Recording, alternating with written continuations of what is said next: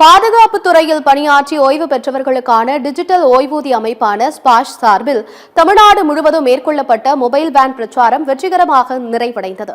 சென்னை தேனாம்பேட்டையில் உள்ள சிடிஏ அலுவலகத்தில் பாதுகாப்பு கணக்கு கட்டுப்பாட்டாளர் ஜெயசீலன் இது தொடர்பாக செய்தியாளர்களை சந்தித்தார். அப்போது பேசிய அவர், தமிழகம் முழுவதும் மொபைல் வேன் பயணித்ததன் மூலம் 5100 ஓய்வூதியதாரர்களின் குறைபாடுகள் கண்டறியப்பட்டிருப்பதாக கூறினார்.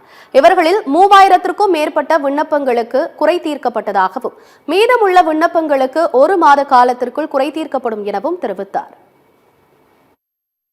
ஒரு பென்ஷன்களுக்கு ஏதாவது பிரச்சனை அப்படின்னு சொன்னா இப்போ ஒவ்வொரு மாவட்டத்திலையும் மாவட்ட ஆட்சியர்கிட்ட போய் குறைகளை சொல்லுவாங்க. ஆனால் பென்ஷனர் குறைகளை மாவட்ட ஆட்சியரால் தீர்க்க முடியாது. அவங்க திரும்ப பிசிடிஏ பென்ஷன் அலகாபாத் இது மாதிரி எங்களுக்கு தான் அனுப்பப்படுவாங்க. ரெக்கார்ட் ஆஃபீஸ் ஒவ்வொரு ராணுவ வீரர்களுக்கும் ரெக்கார்ட் ஆஃபீஸ் வேறு வேறு ஊரில் இருக்குது. அதனால் அவர்களுடைய குறைகளை கேட்பதற்கு அவர்கள் பல இடங்களுக்கு கடிதம் எழுத வேண்டும். ஆனால் இந்த மொபைல் ஸ்பர்ஸ் வேன் மூலமாக என்ன செய்யறோம்னு சொன்னால், நாங்களே நேராக போய் அவங்களுடைய குறைகள் என்னன்னு கேட்டு உடனுக்குடன் தீர்வு செய்து அன்னைக்கே கிட்டத்தட்ட 6 மணி நேரத்தில் அவங்களுக்கு குடும்ப ஊதியம் கொடுக்கப்பட்டது. ஃபர்ஸ்ட் அவுட்ரீச் ப்ரோக்ராமில் கிட்டத்தட்ட பார்த்தீங்கன்னா 7000 அப்ளிகேஷன் திருச்சியில் வந்துச்சு. அதோட 7000 அப்ளிகேஷன்லேயே நாங்கள் ப்ராப்பர் அங்கேயே 5000க்கு மேலே நாங்கள் கிளியர் பண்ணிவிட்டோம். ரெஸ்ட் நாங்கள் எடுத்துகிட்டு வந்திருக்கோம்.